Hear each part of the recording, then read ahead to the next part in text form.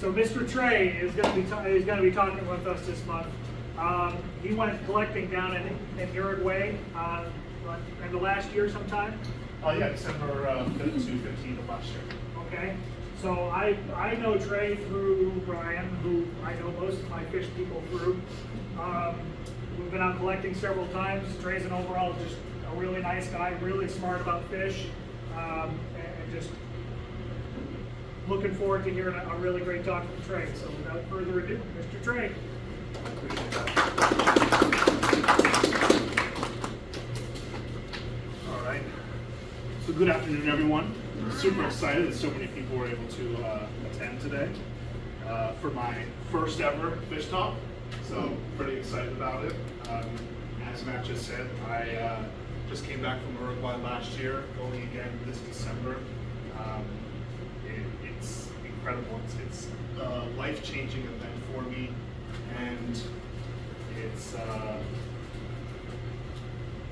like when I try to think of the words of the joy that it's brought me in my life right now, it's kind of hard to come up with the correct ones. You know, it's going and having a dream where you're like, okay, I've seen this fish on paper, I've never seen it in a store, in anyone's aquarium, and I want to go fly to another country, somehow collect it, keep it alive and bring it home, and maybe successfully breed it.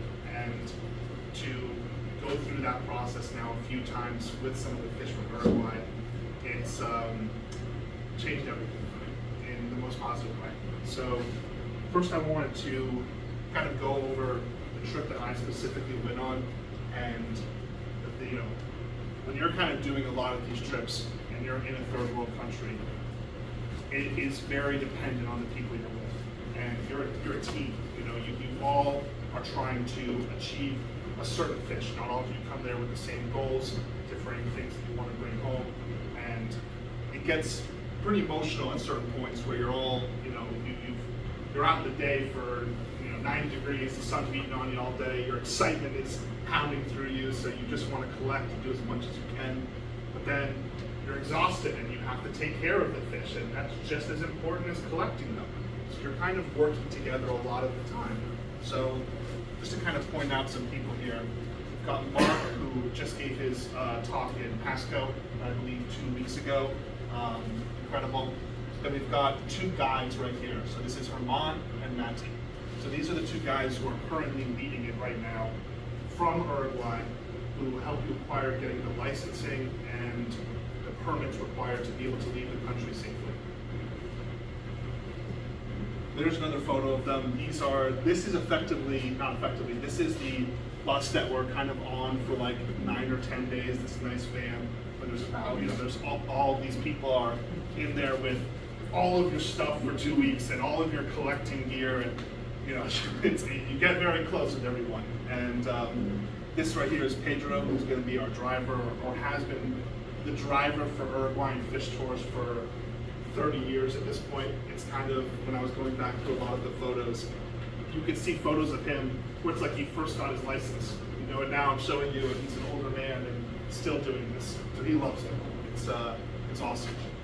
But to kind of go back over the history a bit, with these Uruguay fish tours, it would feel like I'd feel really bad if I didn't bring up the Quintero family, and specifically Felipe Quintero. This is someone who really pioneered Uruguay fish collecting for the past about 30 years. And it was unfortunate that about 8 or 9 years ago, he passed away suddenly.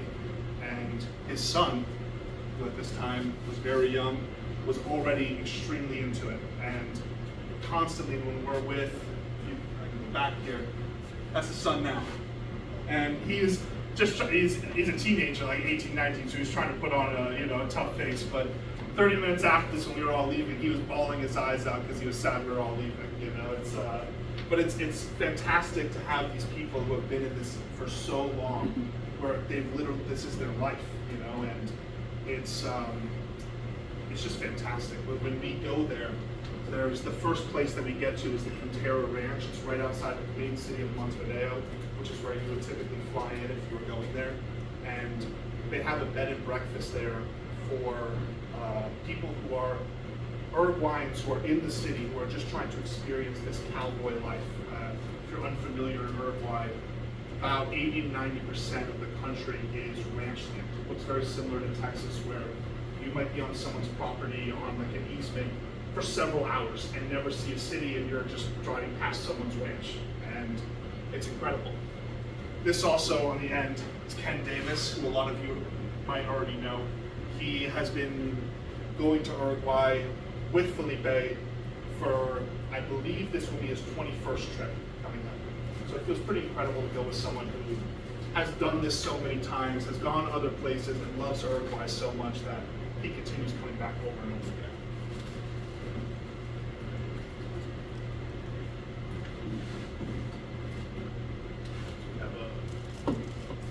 What's going? All good. So I just wanted to kind of then go back a bit for me personally. So as a lot of people in this pub read CPDs, that's what I first started with. So about 2 years ago is when I first started reading fish, period. And I'll actually,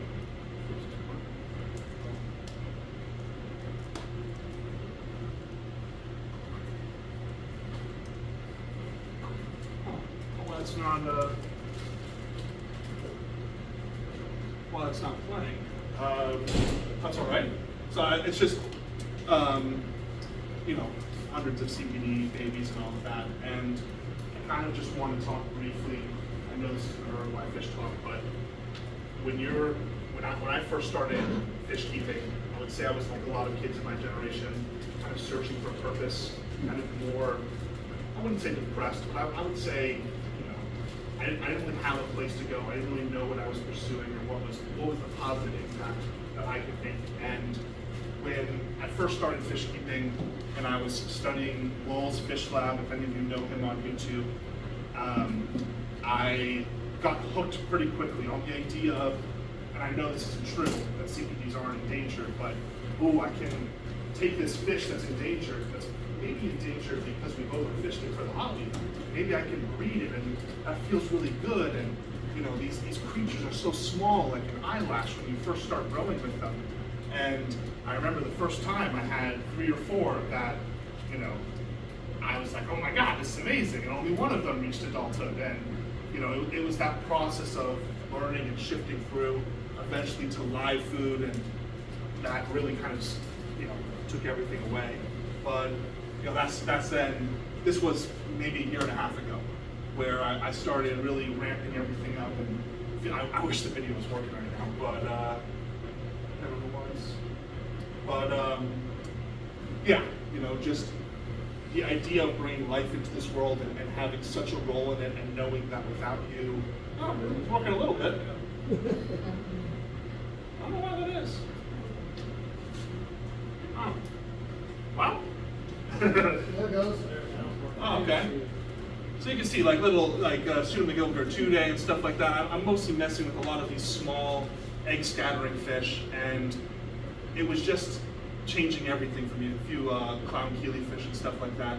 But just the idea of bringing fish into this world and starting to do it successfully on a larger scale really started to make me think like, okay, maybe this is the thing I'm supposed to be doing. So from that, I transitioned and met Mark, and we started collecting a lot more. We started going into the Everglades at 2 or 3 a.m. and having intimate conversations with alligators, and you know, enjoying my life in that sense. I was a homebody before that, and I felt like I stepped out of my shell. I could finally start appreciating nature in a way that I never had before. And I've been collecting all night before I took this photo. And then I woke up, well, not woke up, but the sun started to come up, and I could just see that, you know, this area where we're collecting in this small little spot, but it's beautiful, you know, when you get out there. And I was out there with Mark, and it was August of last year, and that's when he told me that someone had bailed out of the trip in Uruguay of last year. So I had, you know, 4 or so months to kind of put myself together and figure out how I'm going to do this. Now, kind of the main point of this talk, and the first part of that, is the CPDs were only a year or so before that. I am still a beginner fish keeper, and I have brought back fish from Uruguay, bred them. And the point of that being is not to brag, but to say that anyone can do it. It's a dedication where if you set yourself to it, it can be done, 100%. And especially when you have good people supporting you, and such a strong network like we have here, where if you have any questions on anything, there's so many people that you can ask and get a response from. So, of course, I took the invitation, and started planning everything for Uruguay, all of the, how am I going to keep this fish alive? How many bags am I going to need for 150 fish? Where, potentially they might, we have corridors on the trip, ripping bags, bubblers. How am I going to keep everything alive for that many days? All of these questions that are going through your head of what do I need to do? What do I need to wear as I go into this? And it's, a lot of that you have people that have done it for 21 times or for many times before who are helping you along. And I think you'll never be fully prepared as you go into it, but it's kind of part of the adventure and the fun, right? Is you're kind of stepping in there and you're trying your best, and you're putting your best foot forward to see what you can accomplish. So just to kind of go into Uruguay a little bit beyond the fish, as I said before, most of the country is a ranch, essentially. So the amount of beef that is available is ridiculous. Like this kind of setup that you would see here with super fresh meat, maybe right to the left of it would be the entire cow carcass, like that, just killed that day and they're chopping it up, and it's ridiculous. I mean, I personally am not a big fan of red meat, but everyone else on the trip said it was the best steaks that they had ever had. And here's just a few photos that were taken while we're driving. So again, this is very ranch farmland, and I thought it was pretty beautiful. Just from the car while we were driving around. This is Rio de Uruguay, so that's Argentina across the side. And I just really enjoyed taking a few photos. This is one of the first days we went to. So a lot of these photos, if you're seeing where they're taken from, we actually have, or had, and will have on this current trip, an Icelandic man named Atli, who flies a drone, has a drone license, got approved to fly his drone in Uruguay, and a lot of these upper shots that you'll see were from a drone. So this was just, it's almost like a beach though. It was beautiful and completely sandy all the way down, no rocks or anything rough. So it was pretty cool. So now, just to kind of go into it a bit, like I said before, right? You've got this three-step plan of what you have in your head, where you're looking at the textbook of Uruguayan fish, and you're trying to say, okay, I really love this species. Okay, this species is located roughly here. Okay, I need to have this type of collection. Like I need to do this type of collection there. For example, let's say you were after a plecto. One of the big collecting opportunities that I would say for plectos is you have it with two people. One person lifts a rock, the other person goes under with the net. We all do it a lot for a lot of fish here, and doing it there, kind of going into certain spots with a mindset where you're like, okay, when I come here, I'm just going rock hunting. Or when I come here, I'm going for the big sieve net, and we're all going to drag it through the river. And kind of addressing the plan as you're getting up to a spot. Then of course, there's keeping them alive. So what you're seeing here is all of our individual buckets. So we have black tape across them, addressing whose bucket it is. Certain ones we have communal, but then we have air bubblers that are, while we're driving, battery powered air bubblers that we're using. Once we get to either the host hotel or Airbnb that we're staying at, we're hooking it all up to a main pump, doing water changes, about 90% water changes every morning and every night, trying to keep the fish as healthy as possible. I would say this method seems to work pretty well. The pH seemed pretty consistent as far as my test strip was concerned, which obviously not 100% accurate, but there was pretty minimal loss of fish from keeping them in this method. The only thing that I would notice that in the future I want to try to get better at is when you're driving around and one of these dies, you don't know until you're at the next spot. And having a way to test these and staying more on top of it where you're out there having fun collecting more fish, and the ones you just spent a whole bunch of time on are now dying because they have no air.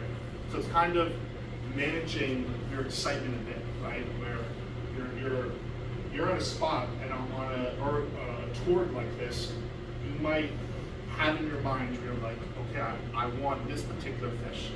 But you're only going to be at that spot where you can get that fish for 2 hours.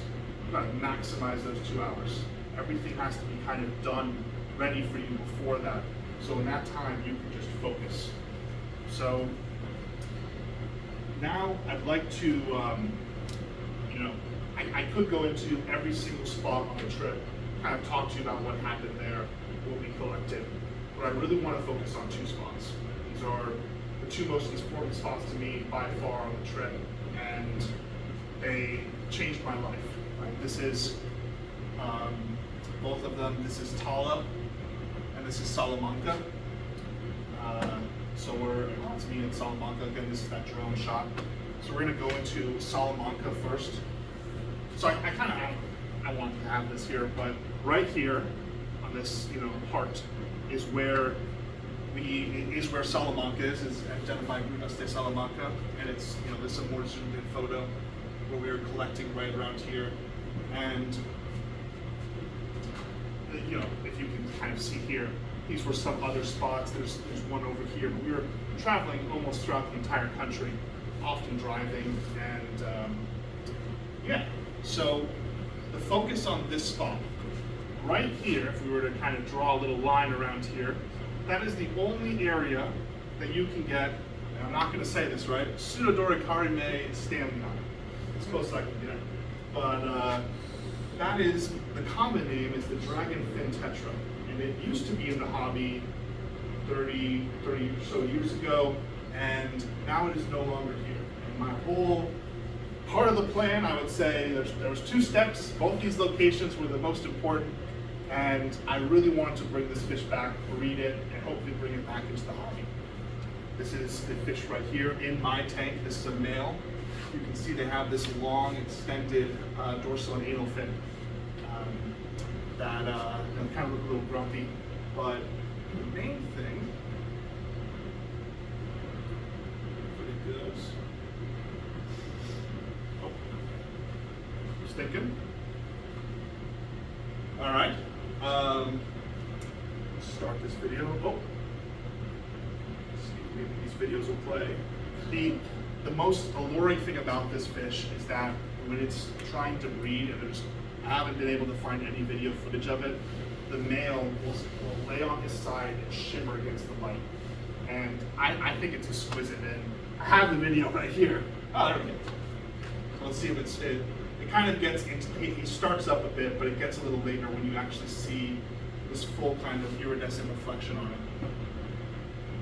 But I don't know if you can already tell, these are very delicate fish, to the point that other people were catching them, taking them out of the water, and by the time they were putting them into the bucket, they were already showing signs of starting to swim weird or issues. So in this 2 hours that I had at this location, I got into the water all the way down, started netting them, had them in my net, and then I'm cupping them individually out, one at a time. And I only wound up getting about 13. In this photo, there's the 9 that made it home with me. But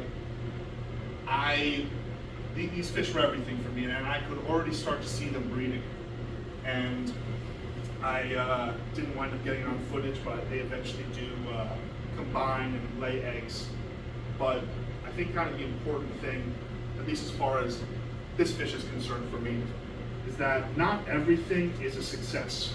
And I think that it's not a success until it is a success, right? It's just, I just have to keep working on it. And what happened with these guys about 2 months ago, in the middle of the night, power went out, pump never turned back on, woke up, all gone. Now, it sucks. I'm gonna be back there in December, trying to get more of them, but it's persevering and kind of going through that. You know, we're all going to have that moment where someone's going to die, bless you, and you're going to lose something, and you know, that's when you decide what you want to do. Are you going to keep loving this fish and dedicated to it, or you know, I'm not saying you give up. Maybe you take some time, recuperate, get back into it, but you know, this is, for me, this was what I always really wanted to bring back. And I'm sad that happened. It was out of my control, but now I have a backup power boat, you know, or a battery backup APU. So eventually, you know, change things based on what happened. So now, this is, I would say the dragon fin was second on the list to this fish. This is going to be from the Tala location, which is going to be right here, on this little guy right here, just off of the Rio Uruguay, which is going to run all the way down. And that's most likely where this fish came from. It's originally from Brazil, the Histinotus akai, but most likely came down through the Rio de Uruguay and settled into one of these off rivers. So it's just a more close look at it. We wound up doing all the collecting off this bridge right here, and all into this area. And so, did you stop by Florida when you were there? No, it's weird. Yeah, I know. It's I don't know. You know, it's I saw that though. Yeah, no, but we drove by it, and it's like, oh, we're in Florida still. So no, it's no doubt. But this is Tala. It's very similar to that last one you can see. Extremely dense plant growth everywhere. This is the Uruguayan sword. We believed at one point that there was potentially something symbiotic going on between them and the Histinotus.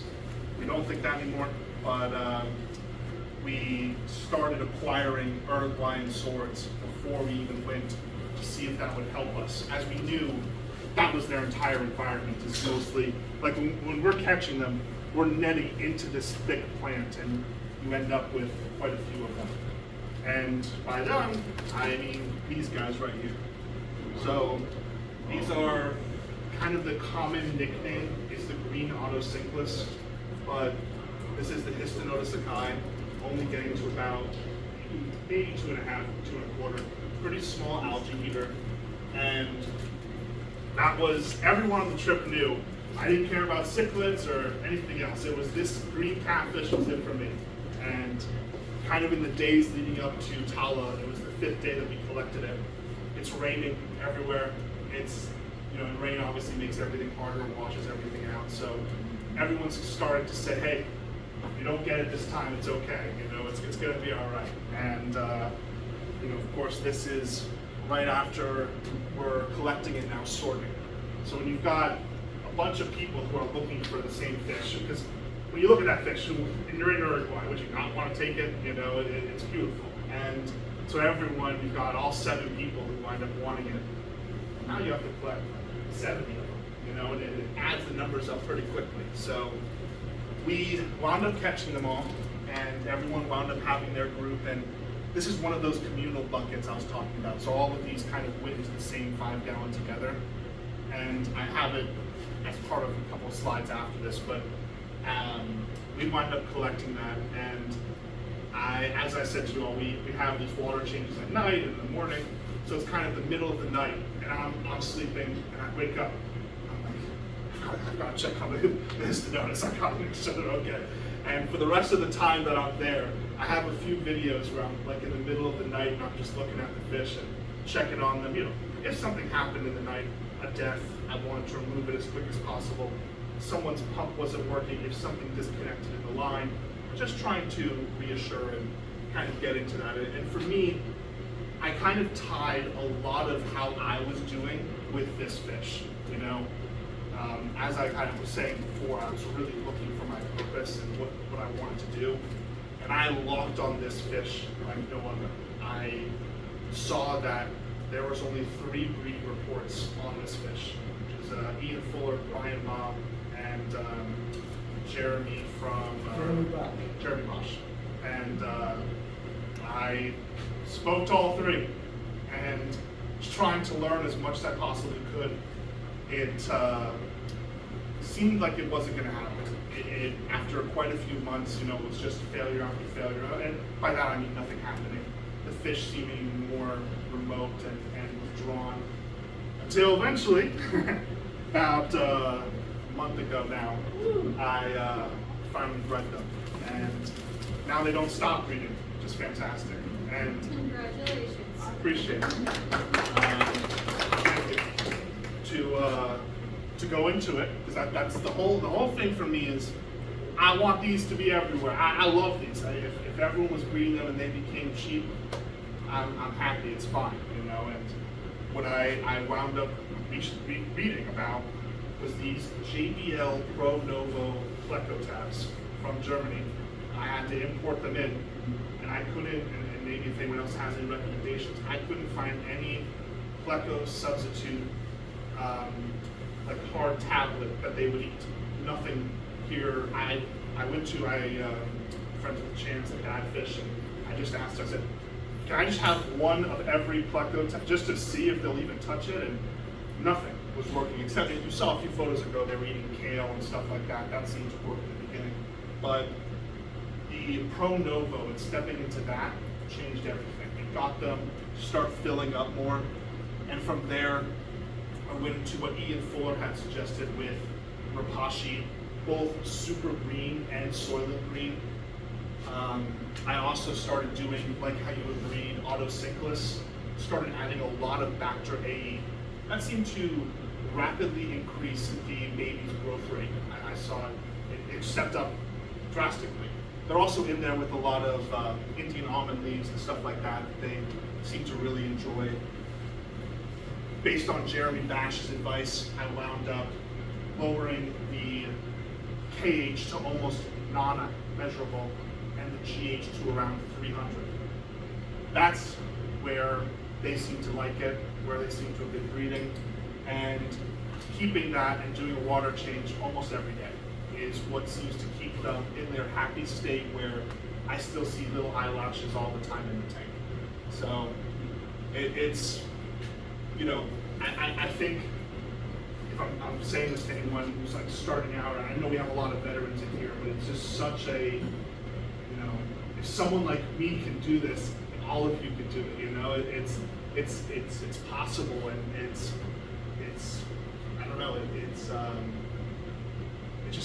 gives me a lot of joy to be able to be someone that's so inexperienced, but look to the people that were experienced. And I give this talk to everyone today, and there's so many of my mentors that's like are standing behind me to be able to give this, and I just feel honored about it. So the few other kind of fish I just wanted to note that I have bred, but not as much as what's here right now. This is going to be a Corridora longipinus that I've only bred twice now since I've brought it back, but they're doing very well, and I love them as well. Then we have, hopefully this video will play, it's going to be Janencia onca. Second. Just thinking. So this is going to be, we'll see if the video plays, but this is going to be another wild live bear. They actually get fairly large, the females, but it's kind of interesting. In this time that I've had them, where I caught them all as babies, you see this little guy right here? That is a dude. They stay so much smaller than the females, where the females are massive little, you know, torpedoes. But since I've had them this whole time, I have only bred 4. I believe they rapidly eat their babies, and I have them in a similar tank to what you're seeing here, except it's a 40-gallon, completely filled with moss. I'm trying to give the babies somewhere to hide to, you know, hopefully increase these numbers. The next fish is going to be the Episto, which is here, the Episto borellii. That loads. But this is going to be a video of the female, one of the females that I had, and there's so much work that goes onto these females. I don't know if you've seen Roll's video, but he kind of took this same setup, cut it in half, and had half inside the tank, half outside. so he could observe what the female was doing. You can see all of those eggs were on the top of the tank. She's gonna move all of those eggs from the top to the bottom, one by one. And it just seems like a hell of a job to me where, you know, she's trying to figure everything out and defending herself. So that would be her. This would be a lot of the babies that I wound up developing with her. I kind of, not sure if this is right, it's just been the style that's been working for me. I tend to pack them pretty tight, a high number, to increase, like, you know, their vigor for eating food, but then I'm keeping them in a much larger volume tank. Tends to be the way that I've raised them, and then, you know, branching them off into this larger tank once they're big enough. So they are originally from Salto, Uruguay. Let's just go back and show you all. They're going to be from right here, on that little, so right on the Rio de Uruguay. And actually, I'll show you right here. So that's going to be the, I only have one male that made it home. We're allowed to have 5 of this species. One of mine died in transit, and I had 1 male and 3 females. Now, fortunately, this guy's a stud, and at one point, all 3 females in a 10-gallon all had, you know, their little swarm of babies at one point in time. But I'm very happy with him. This is where they came from in Salto. So you can see this, it's very much this super dense plant where this was actually even denser than tallow, where we're going through with the sieve net, and you're just pulling out pounds of leaves.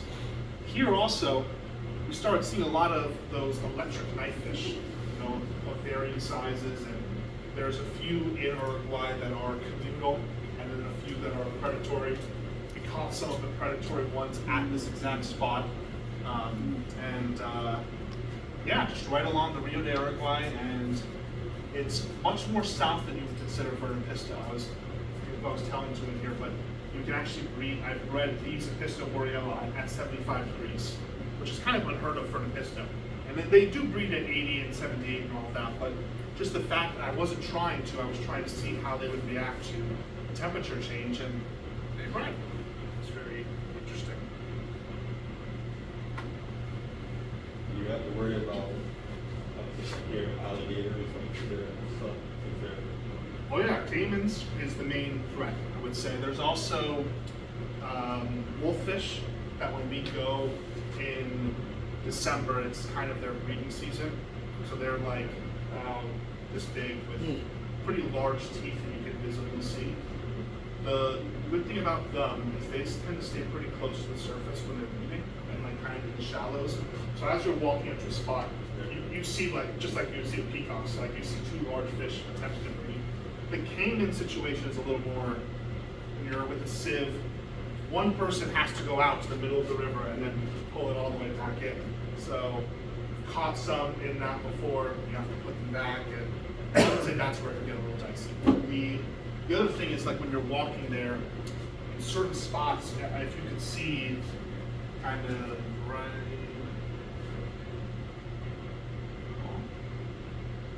So in that area, let's see if I can just show it. Yeah. So right here, you can kind of see how deep I am. There's rocks that are like this big, slippery. It's a little frightening, I would say, for that, is the stability and making sure you're okay. And that's, we had a couple people who fell and got hurt, and we had to, you know, make sure they were okay. And they waited while we collected on the last few days. But I would say, out of everything, you know, I mentioned the wolffish or the caimans, it's the rocks. It's the slippery rocks or climbing down into areas like that. That was the most dangerous thing by far.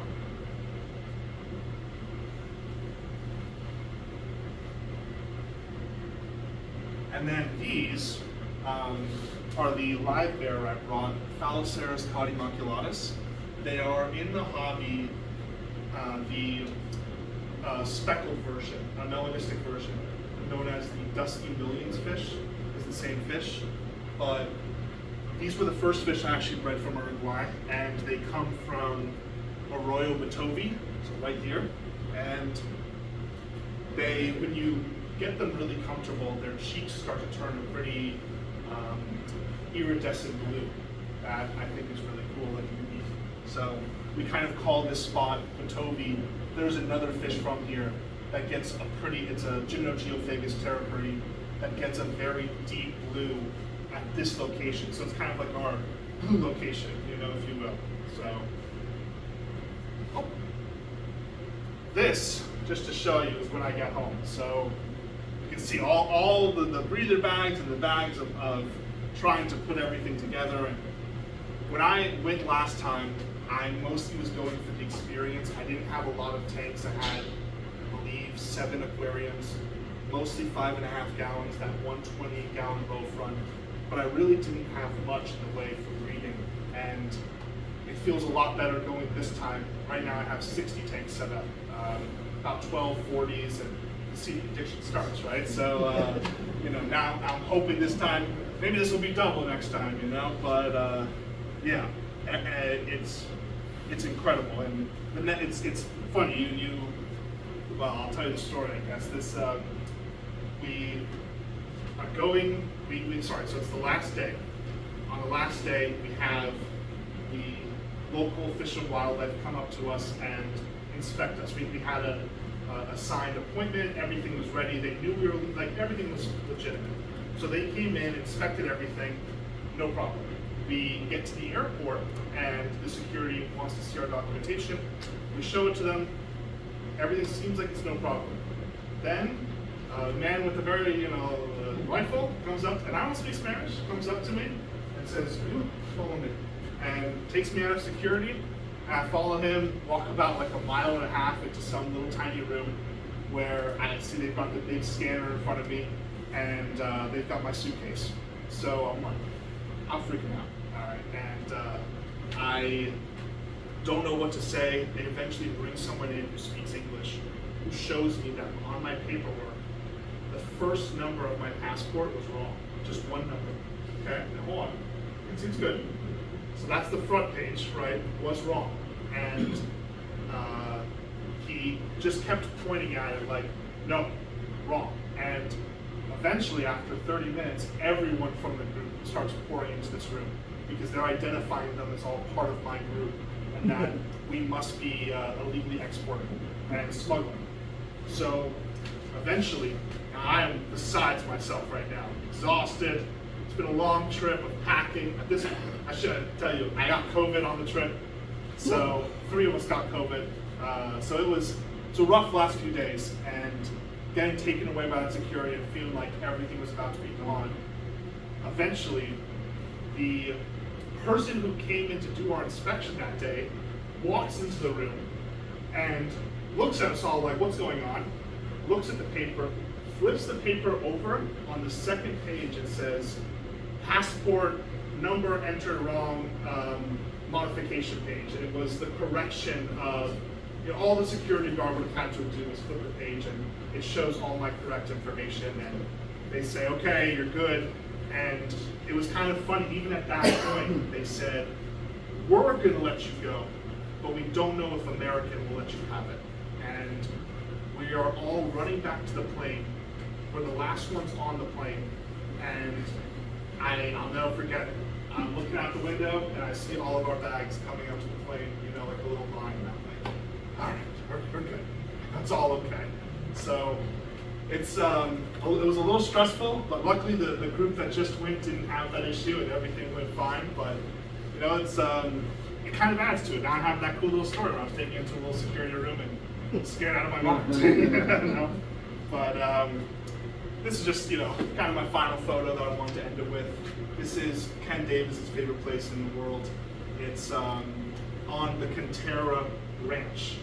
It's a certain, what is it called, punctata, Cranicycla punctata, a type of pike cichlid that comes from here, and you can see we're all just using little fishing rods, and we're catching little babies, but it was a lot of fun, and a little water slide. I mean, it was crazy, it was nuts. But yeah, I appreciate you all listening to my talk. Thank you.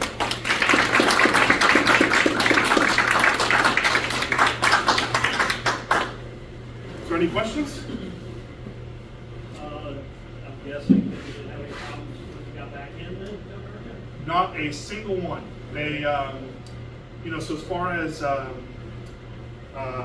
importing is concerned, you just have to have your commercial import-export license with the U.S. Fish and Wildlife, and that was all they were looking for. And then it's because it's weird when you get into personal versus commercial quantity. I didn't sell any of the fish I collected, so they're personal. But if you are over 8 fish, they're commercial. So that was where a lot of I had to ask them, and I was curious about it. I maybe am overthinking it, but we came in, we declared them, they looked at our list for everything, they saw our manifest, our edicts, and they just let us right through. The 8 of one species. 8 of one species.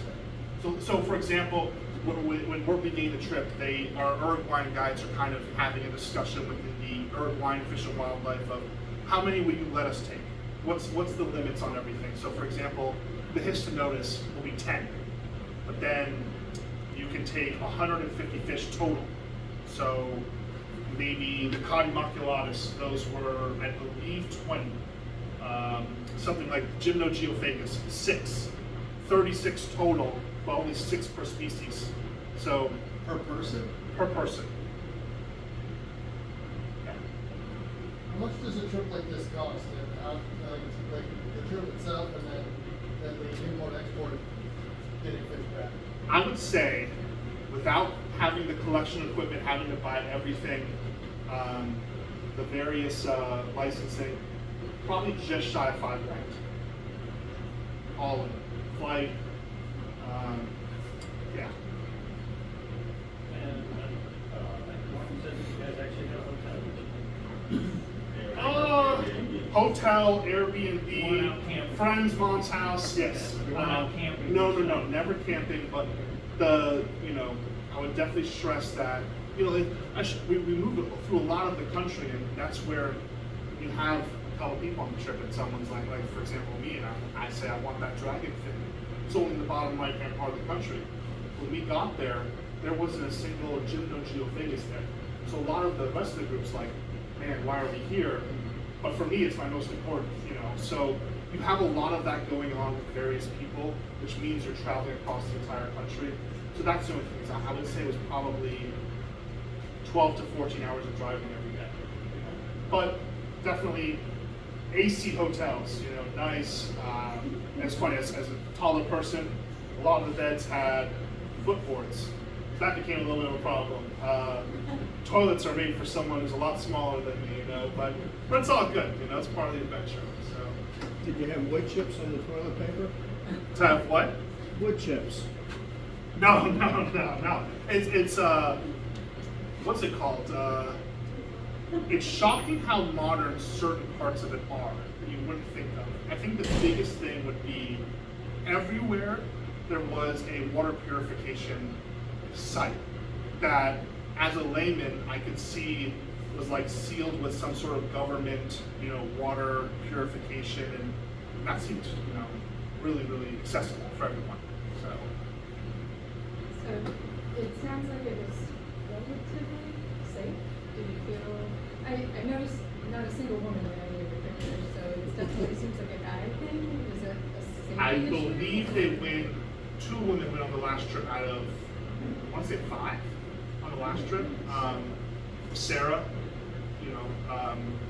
as far as safety is concerned, I felt safe the entire time. I would say from like the caiman or anything in the water, it was more than enough fish were collected by the group that you don't have to go into the water if you don't want to. But of course, collecting and saying, I caught this fish. And then more like people's safety. Not Yeah, no, of course. So animal then safety. the people side of it, I never felt unsafe at all. And even in Montevideo, we arrived, and the next day was the election results had come through. So we have some videos of it where people, like every bus has people hanging outside of it or on the top of it, all getting to the center of Montevideo, all going absolutely crazy. But no, I never felt unsafe a single time. And I would say, majority of the time, like that's Montevideo, which we were there for the first day, the last day. But most of the time, the only faces you're even seeing are the people with you because, like for example, when we're on these ranches or we're at a spot, we'll get to a spot, and if it's somewhat close to civilization, the driver will drop off some water with us, and then he'll leave with one of the guides to get food for that evening. So during that day, I only saw the people in our group ever, you know, and occasionally you might see some fishermen who come up on, you know, and have some of these wolf fish with them, but the only thing I guess that I do have to comment would be it's South American driving. Just saying, you know. Yes. So it I had my head. First one who gets there wins. Yeah. That side lane, that's a you know, I go around shooting that lane kind of thing. So the bike lane, if you will. Is it kind of like Peru where there's like no traffic lights and just coming down? No, but I would say a lot is ignored. I noticed, you know, or more like, you know, suggestions, if you will. So, yeah, lack of enforcement. But no, I was shocked how much of the, like I said with the water, much of the roads were paved in the countryside. I mean, definitely as you got more into the west side, there's a lot more dirt roads, but for a majority of the time, I was shocked at how, I was shocked that we were still calling it a third world country. Was there Wi-Fi power? How did it? We, what's it called? We got in our group a Uruguayan Wi-Fi hotspot, so that way we could have that wherever we went. What about like power? Like, Some places, yes. I would say most places, yes. A few places were no AC at that night, but no AC, but it's 70 degrees outside. It's beautiful. It's, you know, so I don't know if there was ever no power. That we always had the ability to plug in our pumps at night, but no AC was definitely a thing. did it rain up? Was it raining? Oh yes, the rain was, especially as we got towards the end of the trip, the rain took over. So, Why you read? I sure, thank you. Bring in some of those catfish. As far as the licensing from Fish and Wildlife, Here, was that on to bring the fish back in? Because that was on federal. yes. Was that individual or is that from the fish tour? Just to verify, you're talking about getting it out of Uruguay or getting it into the United States? Well, into the United States. Into the United States is so in the past, we have done it where everyone has gone under one person's membership license. That's done, been possible. I don't think there's much issue with that. In fact, this time, there is someone who will be importing on my license who won't have their own license.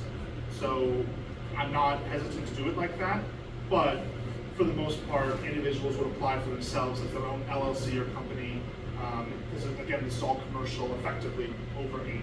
So it would be on an individual application, which can take up to like 3 or 4 months. So they take their time. What longer would be better than down? Yeah.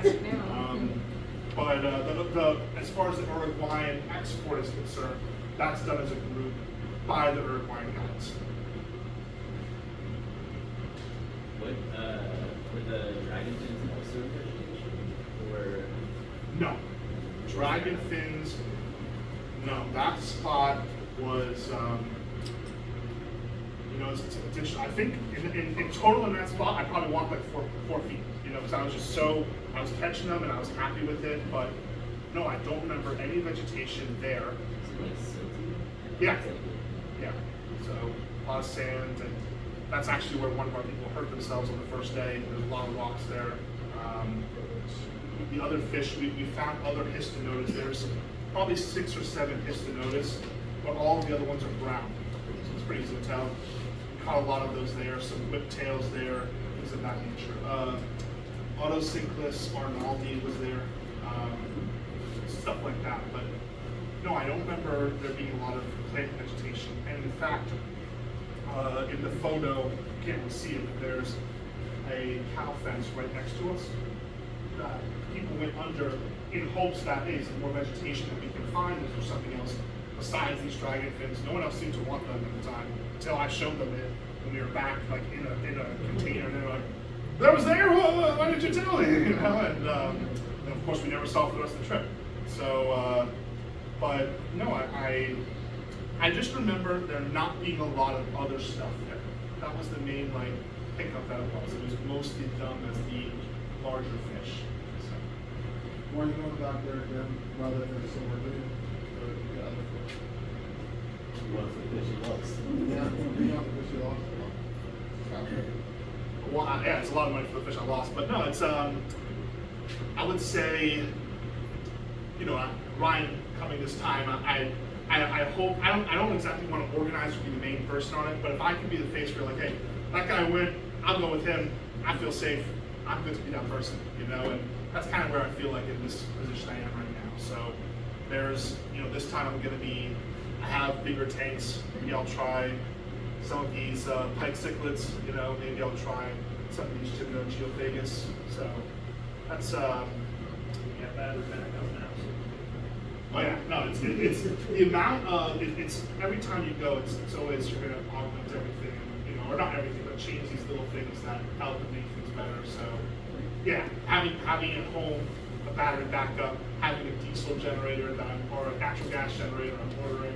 I'm trying to be as most prepared as possible. So What about solar powered backup? I should. You know? I only do it right now because we have natural gas piped in, so I figured it's easy, but definitely is an option. So That's an option for the trips. what was that? That's an option for the trip.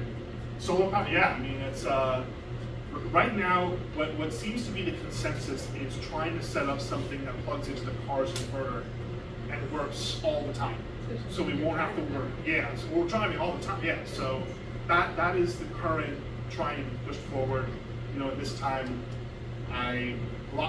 it's hot, and I've kind of pushed them now. They bought the big 5-gallon, you know, Gatorade football kind of practice thing you see where everyone drinks Gatorade out of it.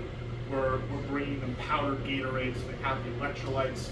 You don't think about it, but you sweat that much, you drink a lot of water, and you're stuck in the seating position, you cramp pretty quickly. So having electrolytes and things like that to keep you going, yeah. So and each way it gets better and better, right? So You talked about changing 90% of the water twice a day. twice a day. Where did the water come from? Can you collect water, bring it with you? Were you able to No, so source it from? that's yeah. I would say we just were using tap water the entire time, and I was testing with a test strip. Most accurate. I have a probe this time, but I never saw it like. Well, I shouldn't say never. There was one person who caught something called a shawarma. It's a type of sand cat. It kind of looks like a fat coolidge. That seemed to be the most sensitive fish. And I don't know what happened, if that was a temperature issue, but they did the water change on them. I didn't personally take any of them. They did the water change on those, all died almost instantly. So I know something happened there with the water change, but for most of the time, you know, with these cichlids, as Ken would say, it's like you could drop them on the floor, wait 5 minutes, put them back, and they'll be right as rain, you know? So they did seem pretty indestructible. And yeah, I would say 90% might be a bit of an exaggeration, maybe it's closer to 80. But Yeah.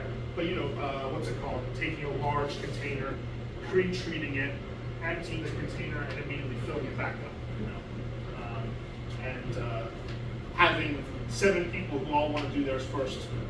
You know, save their fish, and managing all of that and getting it all done. So, like I said, trying to keep up the team camaraderie as much as possible.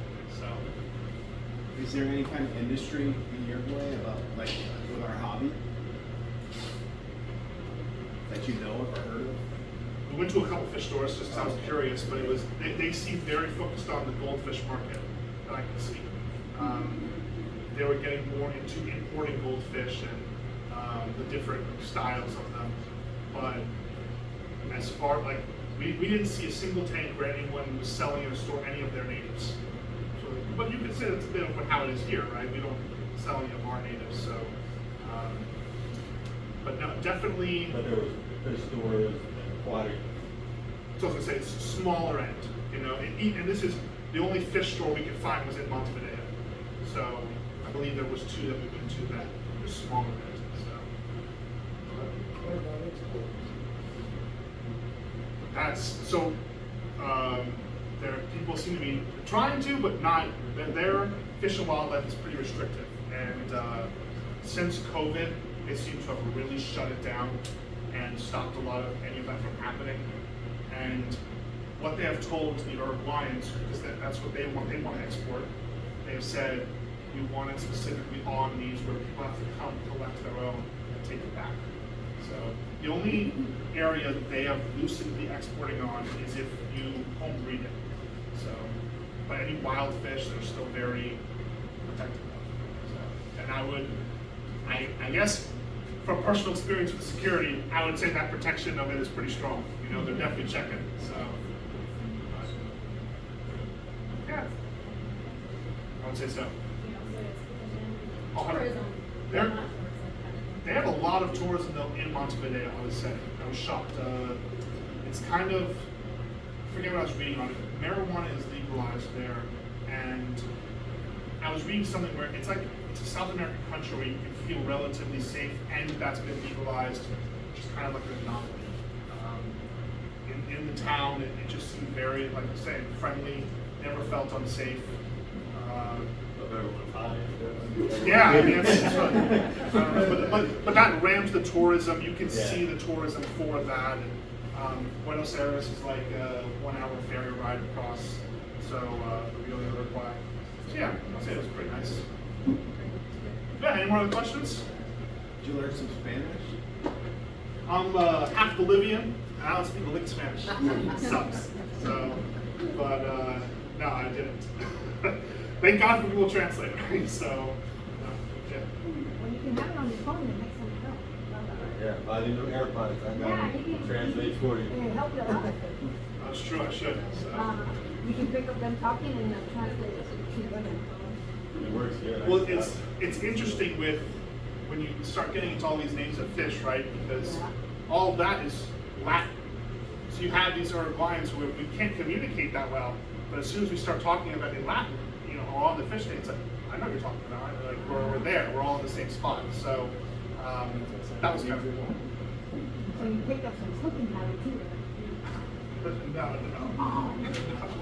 I wish I had more time there. It was pretty incredible. Couple months, sir. Yeah, couple months.